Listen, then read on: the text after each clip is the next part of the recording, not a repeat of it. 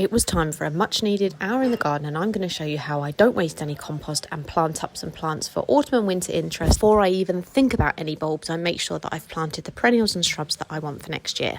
Now, when anything is finished in a pot, I keep the soil and I refresh it. So I'm adding in here some farmyard manure that I bought from the garden centre. I don't waste any compost. The only bits I put in the garden bin are any really solid bits of roots. Everything else gets refreshed. This soil is full of worms. That is a good sign. I'm planting a mixture of perennials that are going to give me colour autumn, winter and basically the whole of next year. And this is then the backbone of my display next year, not only for spring but also for summer. Once they're potted up, they're good to go, and I like to use this crushed shell just to make the pots look finished. I did decide to plant the first of the bulbs this year, which are Muscari, and I am planting them with just one single little pansy in the middle. So the Muscari will come up around the edge of this pot in spring and they'll look beautiful.